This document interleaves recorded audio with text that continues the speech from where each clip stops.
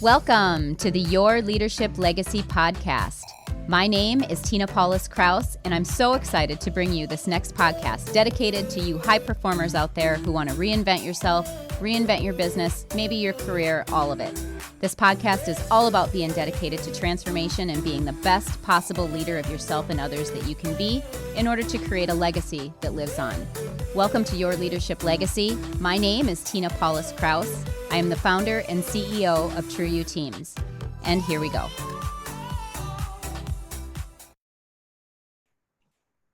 Hi, everyone. Welcome to Your Leadership Legacy. My name is Tina Paulus Kraus, and today I'm very, very excited because we have somebody on the show that I've been watching on social media for a while now.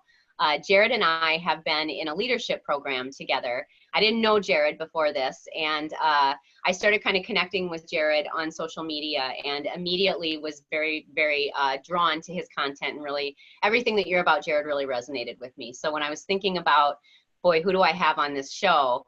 Your name definitely came to my mind. So why don't you introduce yourself to everybody and give us a little bit about your story? Great. Thanks for having me, Tina. I'm really excited to be here. Hello, everyone who's watching this.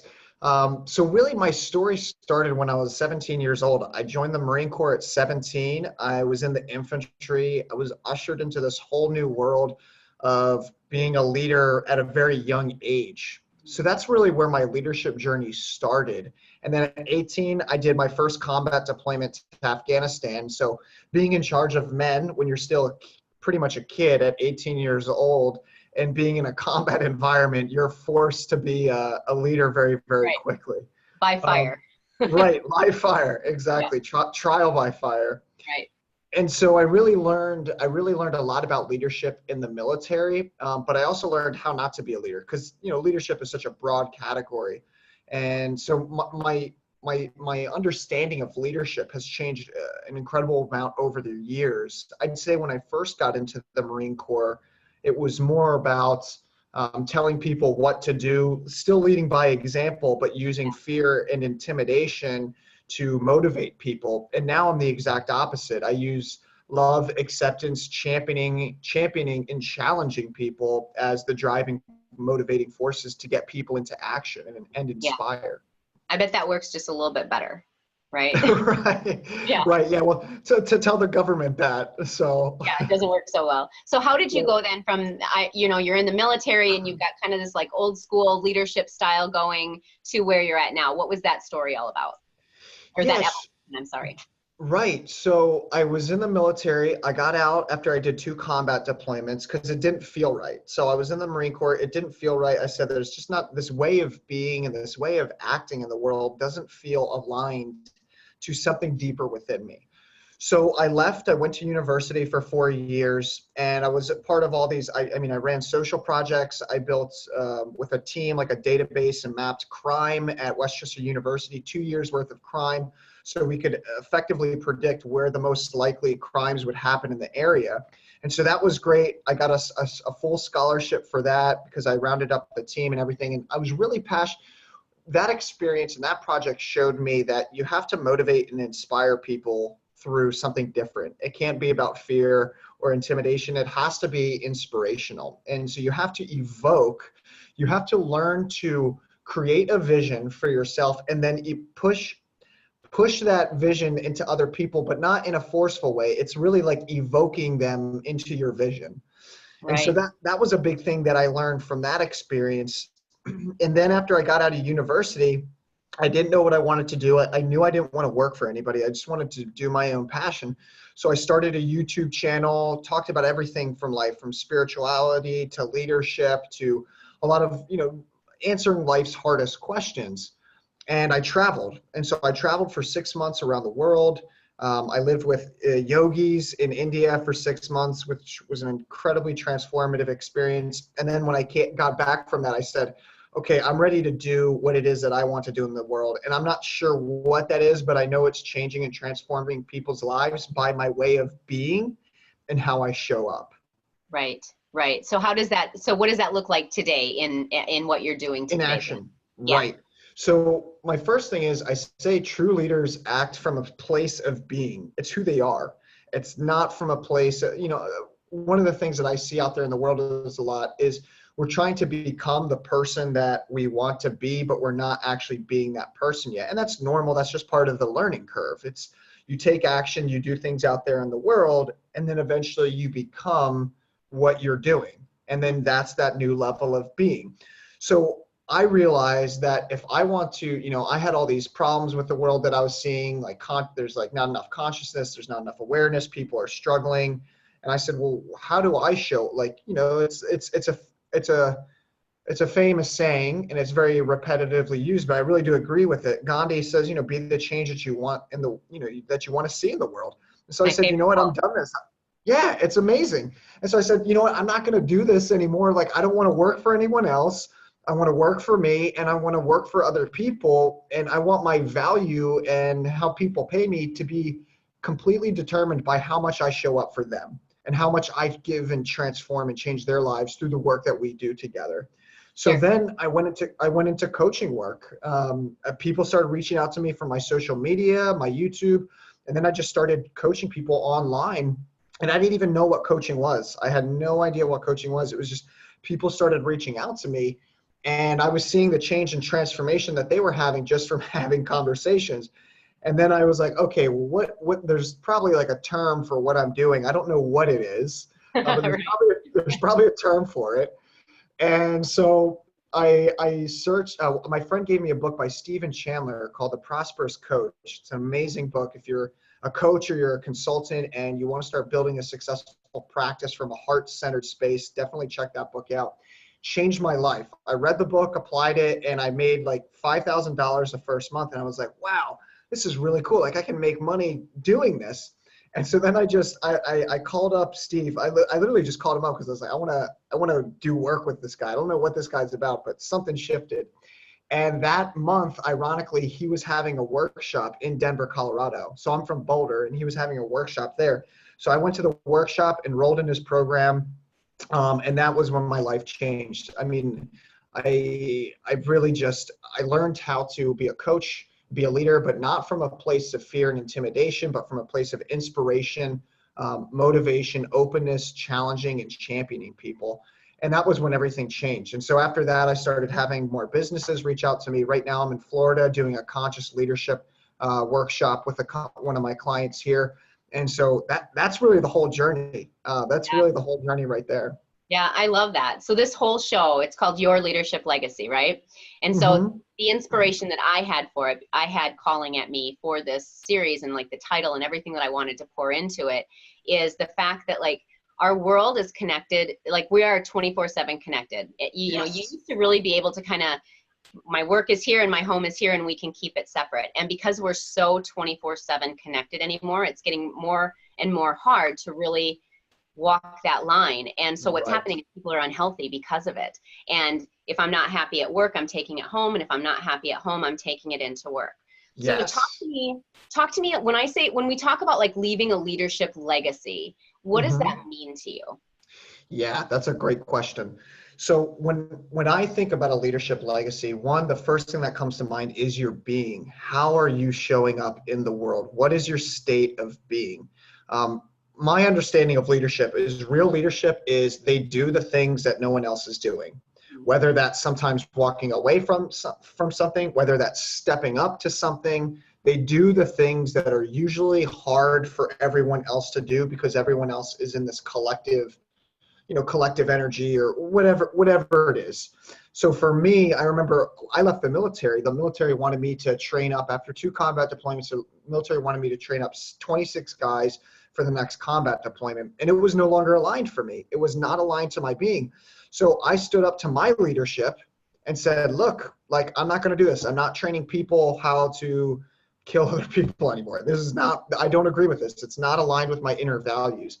And so I Yeah. told that to them, and I told them what I was going through, and they didn't know how to respond to it because it was the first time that they had had a leader stand up and say, look, I don't agree with this. This isn't aligned to who I am.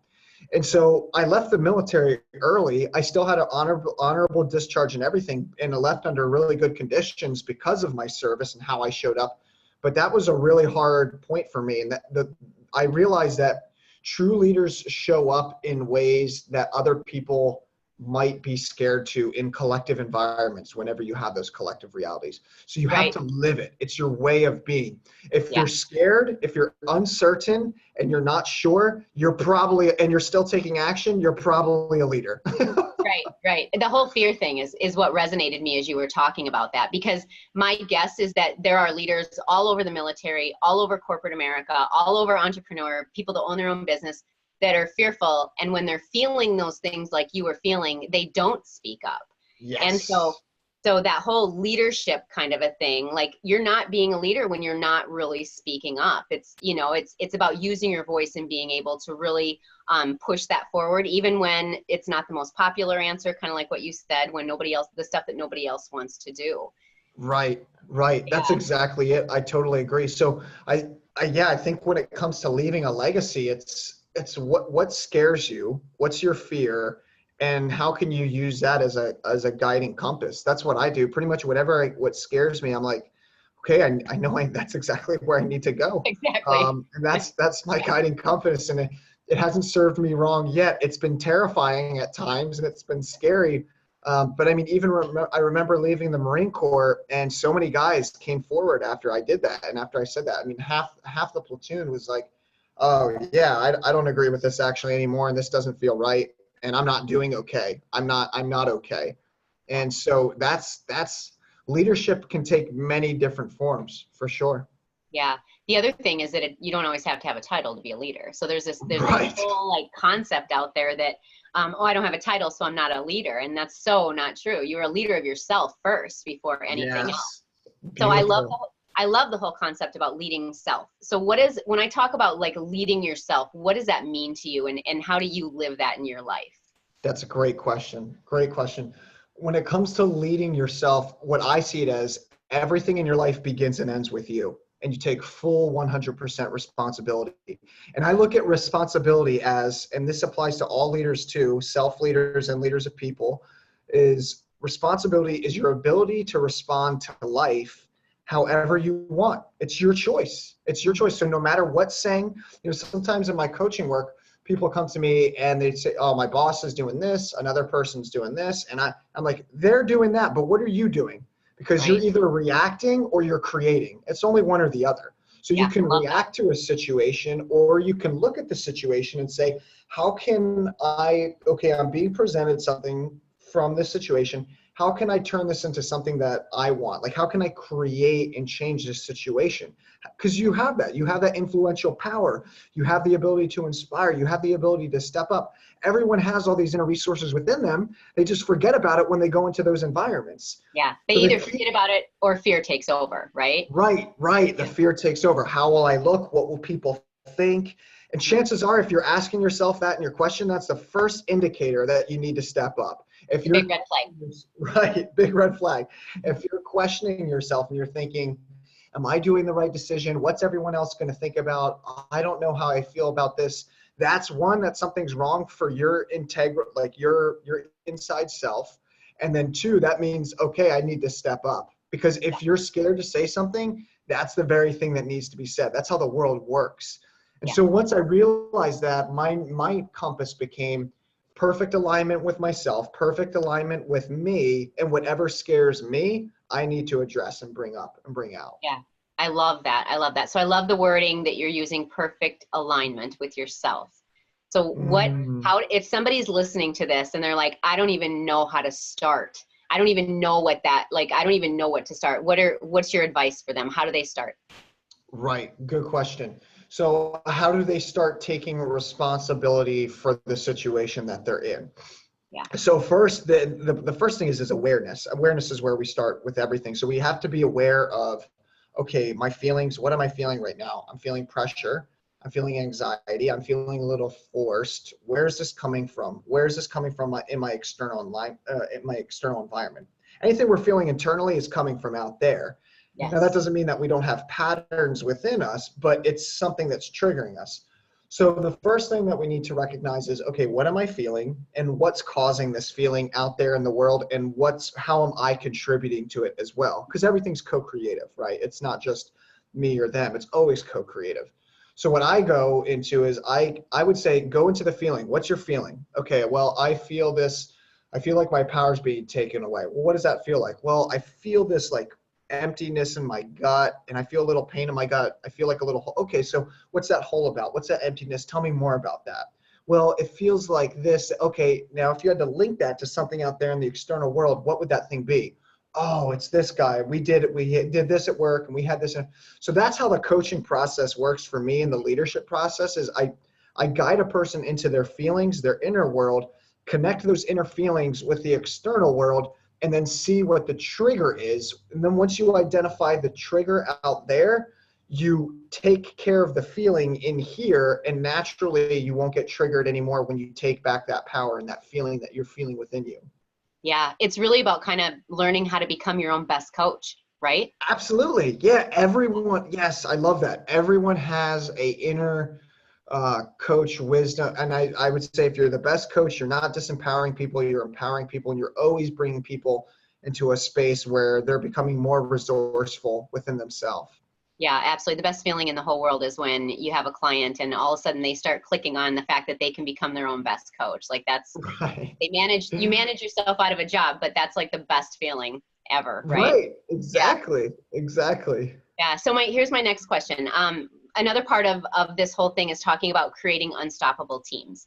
So in your Mhm. leadership history, and even with the military and stuff like that, what are some of the things that you believe a team needs to have in place? What are the characteristics? What does it look like for a team to really operate at maximum capacity and be unstoppable?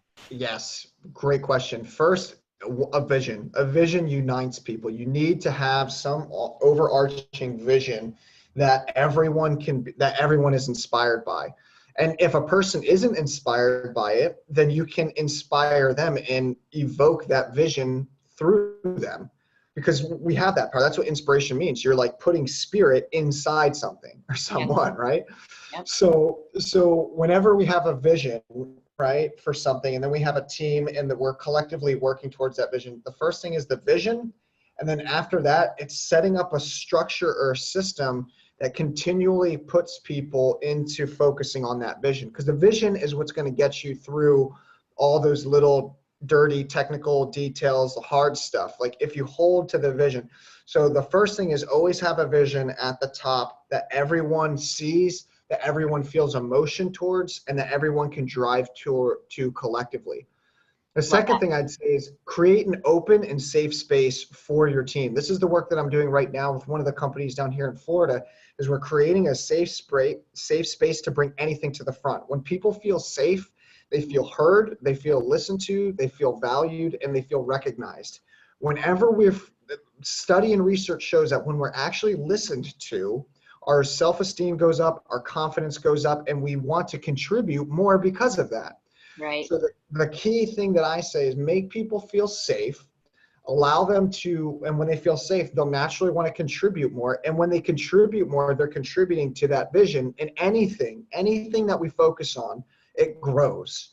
And so if you're contributing to something, you're going to want to contribute more and more and more because you're contributing to that thing, because that's where Good the or energy. bad, right? Good or bad, Good or bad. That's right? exactly it. That's Yeah. exactly it. Yeah. Great call.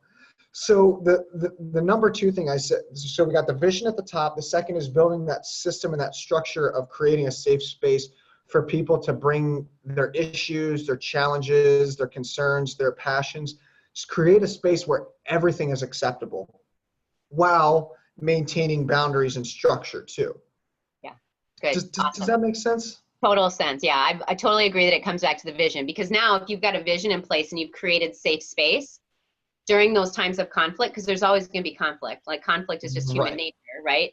But during Right. those times of conflict, you teach people how to be when that conflict happens, and you can always come back to the vision, and are the decisions that we're making lining up to that vision, and just it gives you kind of that goalpost to always come back to. So yeah, makes total sense.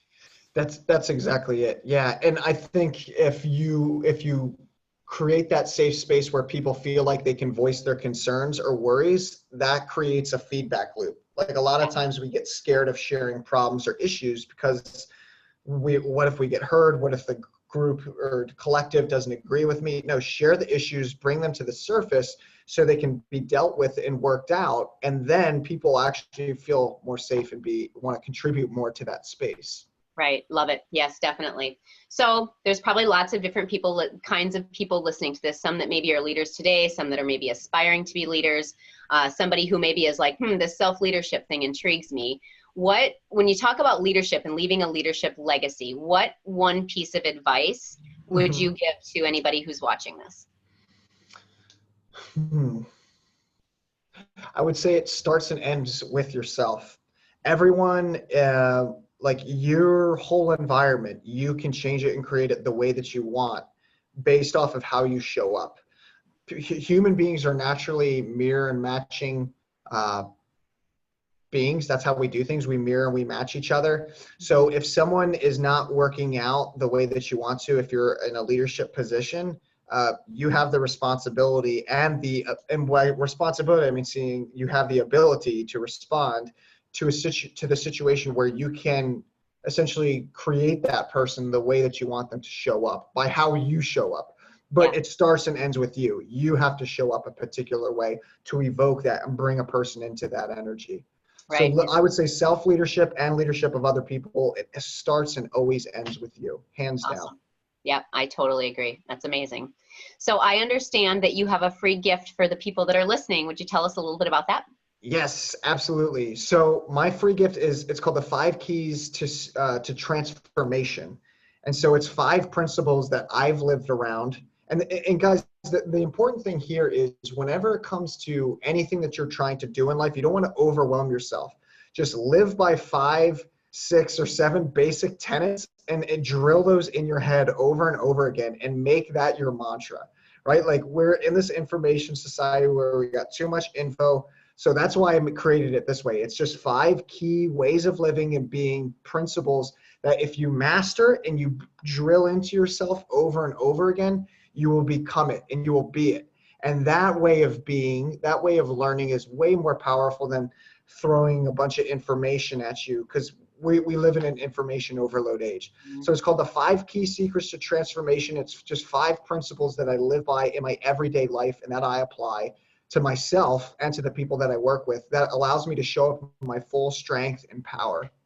That's amazing. Amazing, amazing. So how can people find you? Where are you at?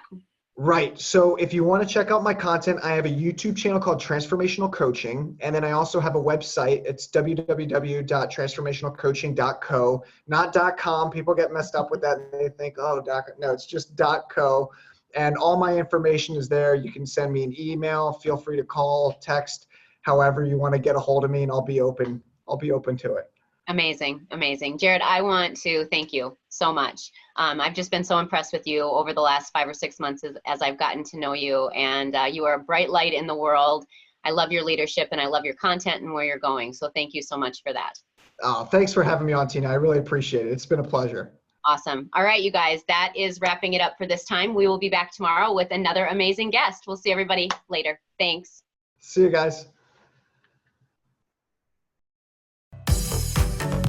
My name is Tina Paulus-Krauss, and I thank you so much for tuning in. I hope you enjoyed the show. Check out our programs and events at trueyouteams.com. And until next time, make it an amazing day.